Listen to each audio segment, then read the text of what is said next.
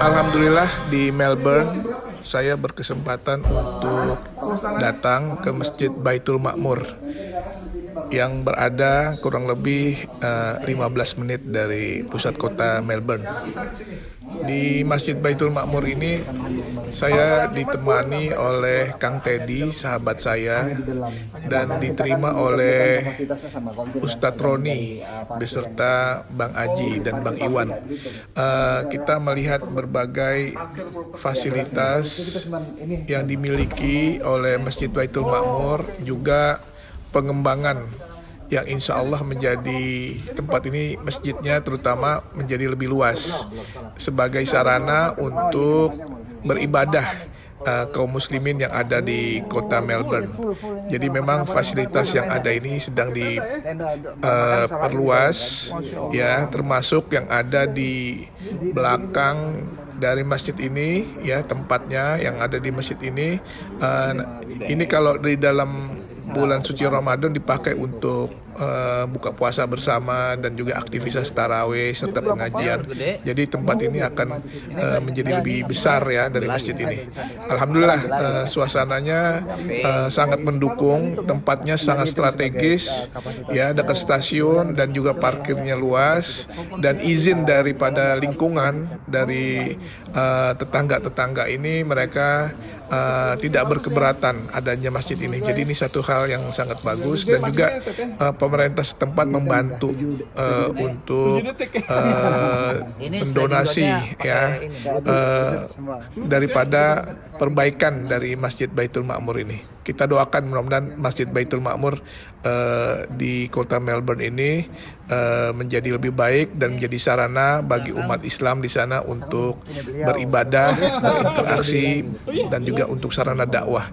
Kita doakan juga untuk takmir masjid dan juga Kang Teddy beserta seluruh sahabat-sahabat yang ada di Melbourne ini bisa terus istiqomah di dalam dakwah, di dalam mengembangkan dakwah di Australia, dan mudah-mudahan umat Islam di sana lebih sejahtera dan bisa beribadah dengan baik tanpa satu halangan apapun. Jadi demikian, kita sekali lagi sangat berbahagia ada fasilitas Masjid Baitul Ma'mur di kota Melbourne ini. Apa yang mereka minta apa? Di Australia, kalau kita ingin mendapatkan izin untuk sarana ibadah seperti masjid ini tidak mudah. Berbagai syarat ketat diterapkan oleh pemerintah Australia, sangat detail sekali, menyangkut beberapa hal-hal yang harus dipenuhi oleh fasilitas seperti Masjid Baitul Ma'mur ini.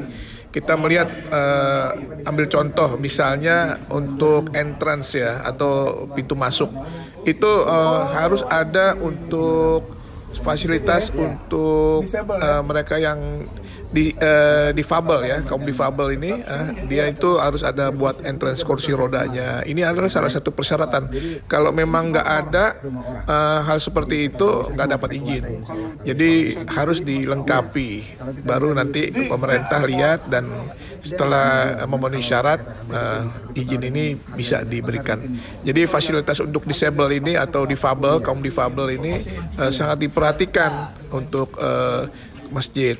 Juga toiletnya juga dilihat, persyaratannya juga harus bersih, harus rapi, tidak sembarangan. Ada juga toilet yang dipakai untuk kaum difabel, dan juga ini jadi persyaratan sehingga mereka yang tidak memiliki kesempurnaan kayak kaum difabel ini bisa beribadah juga, masuk ke dalam masjid dengan nyaman begitu.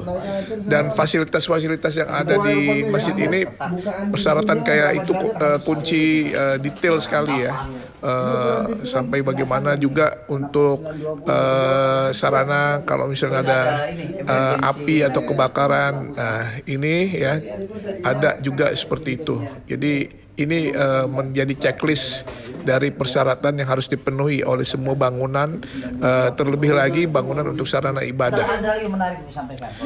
Di Masjid Baitul Makmur ini saya diperlihatkan satu tempat yang sangat bagus ya, luar biasa ya.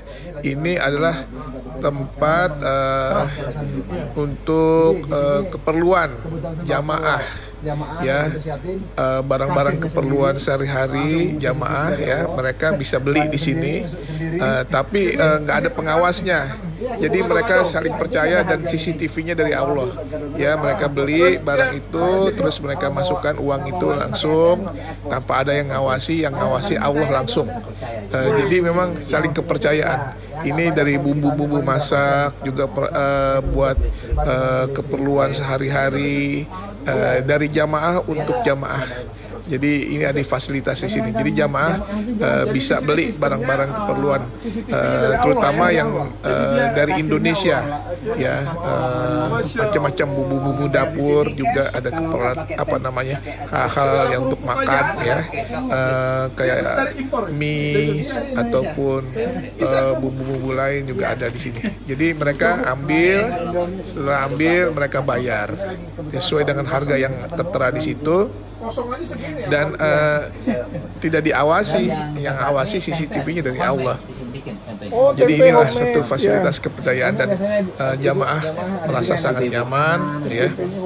Ini sambil contohnya nih ya, dari Teddy nih, misalnya untuk apa nih, tempe ya, tempe dan juga untuk yang lain-lain ada di sini. Harganya tidak mahal, sesuai, dan masjid hanya mengambil beberapa sen aja, dan mereka setelah ambil itu mereka bayar sendiri, nggak perlu ada pengawas, karena kita semua diawasi Allah Subhanahu wa Ta'ala.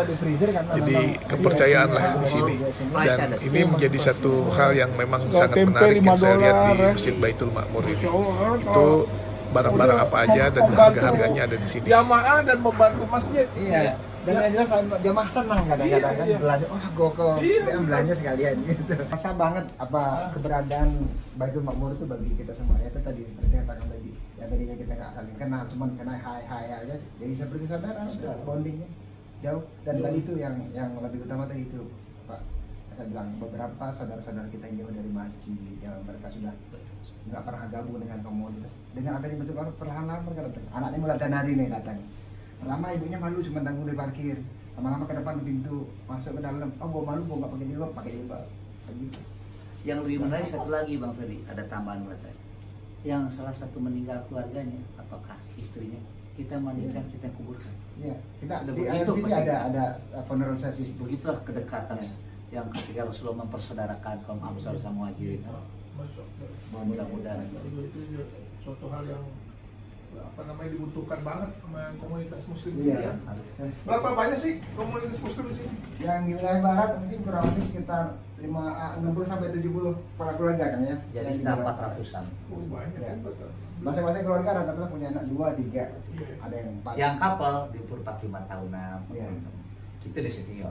Iya. Jadi kita 3 center ini punya jamaah tipenya beda-beda.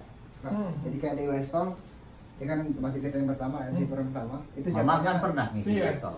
Waktu saat itu ya. Iya, sandung senior mereka di sana. Usia-usianya Kang Iya, Iwan dan iya. sebagainya. Nah, kalau yang di Suropita, Utara. karena dia di utara, Airport. dan memang dekat dengan kota, jamaahnya kebanyakan student yang sudah sekolah di Melbourne Uni, di Latrobe, di Betul. sana. Nah, kalau kita di sini, ini keluarga muda banyak. Permain residen. Permanent residen yang keluarga muda rata-rata Keluarga yang muda. wilayah barat. Jadi kita 3 center punya tipikal jamaah yang berbeda. Betul. Dan Oh. tapi alhamdulillah guyup sih. Iya. Kalau ada kegiatan satu, apa kita misalkan ada tablik akbar MCV, kita kumpul semua, kita jadi satu. Jadi satu center IMCV kita. Uniknya kita itu, kita di khususnya di Melbourne, IMCV, Indonesian Muslim Community of Victoria. Ada website-nya semua. Ya. Dan kita harus sampai Gaza iya? membantu air bersih segala macam. Nah, beasiswa program beasiswa IMCV di Indonesia juga. Oh gitu ya. Yang Iya. habis sudah banyak. Alhamdulillah. Masya Allah, luar biasa. Pak Raja kemana? Di depan. Makasih kita. Mas Roni. Makasih Ya, banyak. Bang Roni. atas Terima kasih ya. waktunya. Masya Allah ya. Bang Haji ya. Sama-sama, Bang Ferdi. Iya, alhamdulillah ya.